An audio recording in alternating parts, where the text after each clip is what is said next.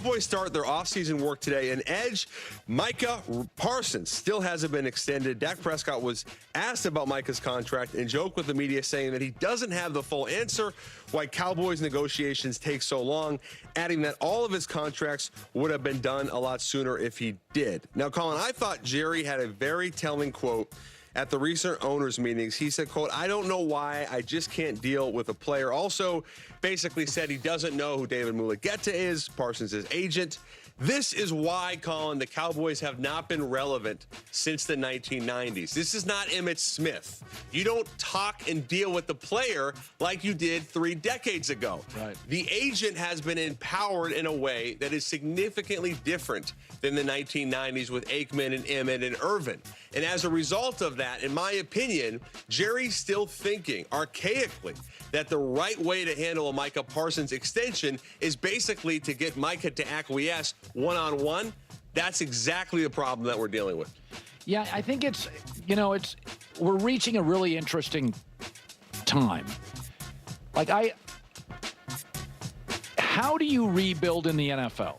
So let's say I run the Cowboys and I look at the Lions roster, the Rams roster, Sure. the Eagles roster, just in the NFC, and I go, I'm not really there. And then I look at Jaden Daniels and I think, oh, I don't have that either. So to me, one of the ways you get good very quickly in this league is hitting on multiple inexpensive draft picks. And I like Micah Parsons a lot. I think he's a really good player. He's not TJ Watt. I don't think he's Aiden Hutchinson. I don't think he's Myles Garrett. I don't think he's Max Crosby sometimes. Bosa? No, I don't. Okay, No. so you feel like he's a great player or a very good player, but he's not in the elite. I am willing to pay a great player great money. CeeDee Lamb, pay him like a 1. I would not pay Dak the money. And although I like Micah, and there's probably a team out there that really needs an edge rusher. He plays a position of need for many teams. How can Dallas, they're giving away draft picks. Mingo, Trey Lance, they're giving away draft picks. How in the world do you not consider getting, in this draft especially, Micah would be the number 1 pick, arguably in this draft. Sure. Go get a second first-round pick. You could get a first and a third, and maybe a 5th for Micah Parsons. I would do it today. Okay. Wow. Okay. We don't have to downplay how elite and special Micah Parsons is. Micah Parsons is an absolute monster and an absolute beast. Listen, I got some of my issues with Micah from a personality and leadership standpoint. And so if you want to talk about that, you want to move on from him because you kind of want to hit the reset button, new culture, new coaching staff, etc., etc. I'm open to that. I'm open to that. Not saying I would, but I'm just saying that argument, at least logically, makes sense. But we don't have to downplay how special and how much of an impact Micah can be on the field. And if you trade Micah, you're just essentially, and you're saying, "Oh, I want to hit on a couple draft picks." That's how you turn this thing around very quickly. You're going to be looking to try to draft someone who's as great as Micah Parsons. So it just doesn't really necessarily make sense.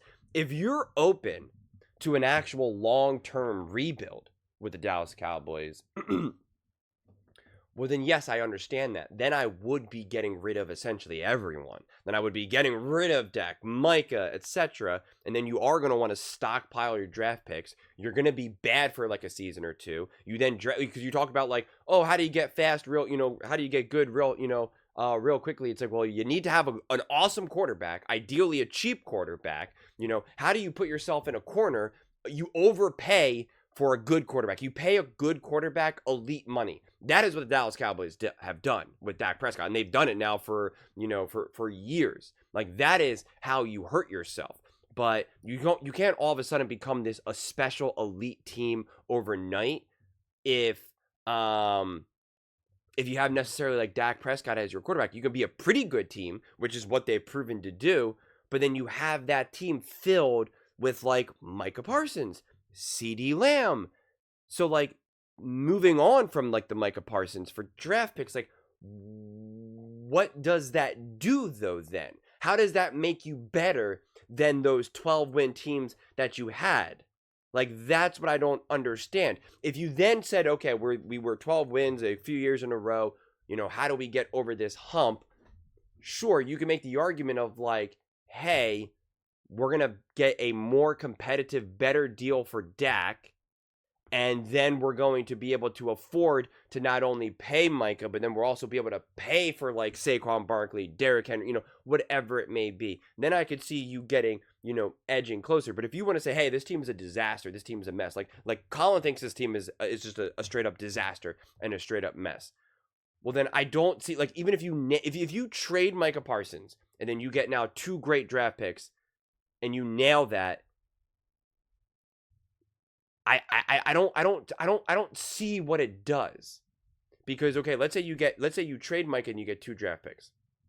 You're going to be looking to try to get, let's just say that Micah is an A player, right?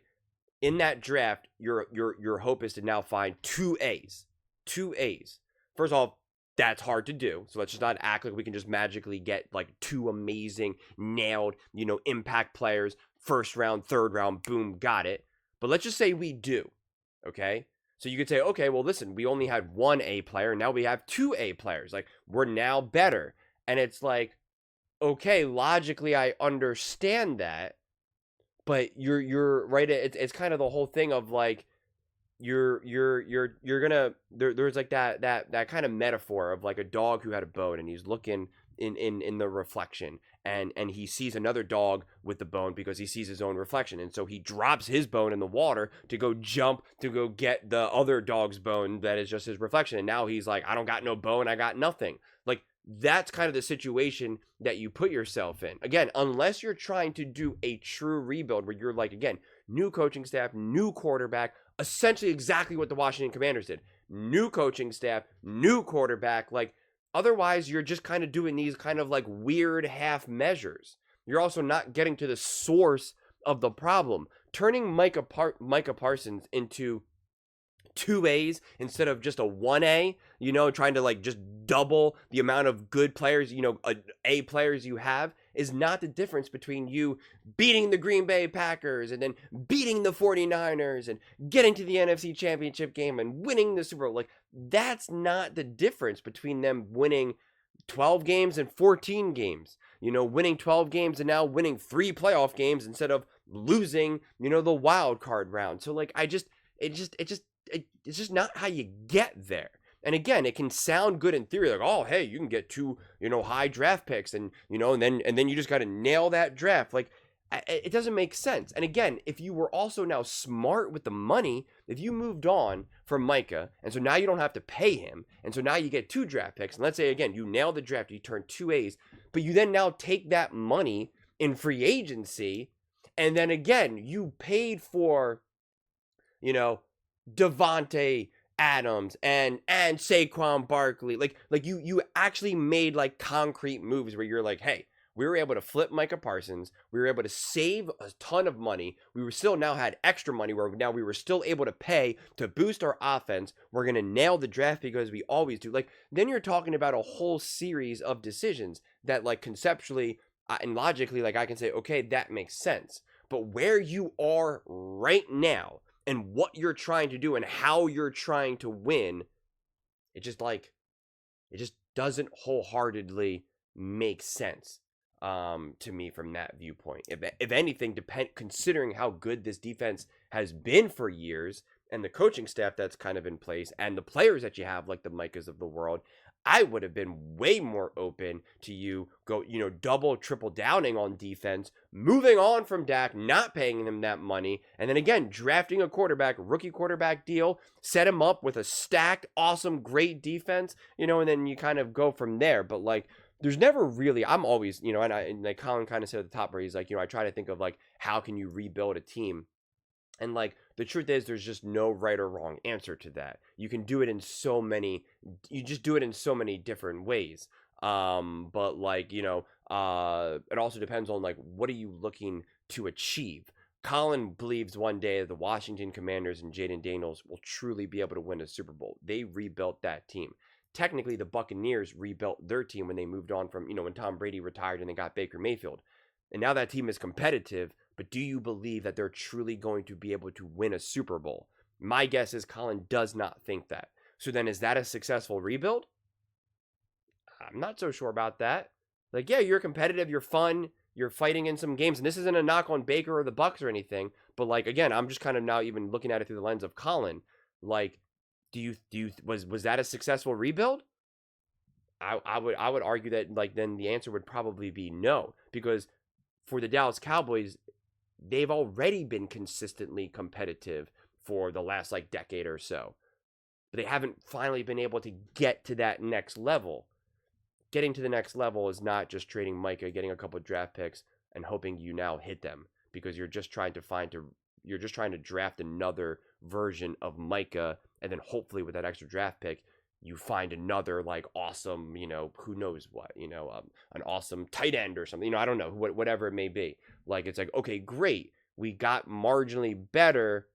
It was a huge risk because there's no guarantee in that. And now, are you now going to be smart with all of this extra money? Are you going to attack free agency? Would you have made a play for like Myles Garrett? You know what I'm saying? Like, there's other plays to be made, but like some of the other plays that you can make just kind of like bring you back in a circle. Because then that's my point. You go out and get Myles Garrett. It's like, so you traded Micah, and then you went to go pay, like, like it's just a weird situation, which is why I said then just go all in on defense. Like, move on from Dak, draft like a Shador Sanders or whoever the heck you want. And then now you've created a team where you now have Micah and Myles Garrett, and you have CeeDee Lamb, and you have Devontae. Right now you have like some true weapons on offense. You have an awesome suffocating defense, and you have a rookie quarterback, right? Like, and a rookie quarterback that now should have a better O-line, some true weapons to work with, a new coaching staff to work with. Like, then it's like kind of like, okay, that's interesting. I'm not saying that it's going to work, because you also have to get like a pretty darn good quarterback, which is, again, easier said than done. But you're kind of like, okay, this is interesting. If we double, triple down on defense, really make aggressive moves, build up our offense, because now we don't pay Dak Prescott any money, and we draft essentially like a Bo Nix, right? I find that pretty thought-provoking. But you need the coach also to be able to bring it home as well, which I do not believe that the Dallas Cowboys have. So the Dallas Cowboys continue just to be a mess and just be circular. So I don't know. But those are just my thoughts. I'd absolutely love to hear yours. What do you guys all think about the Dallas Cowboys?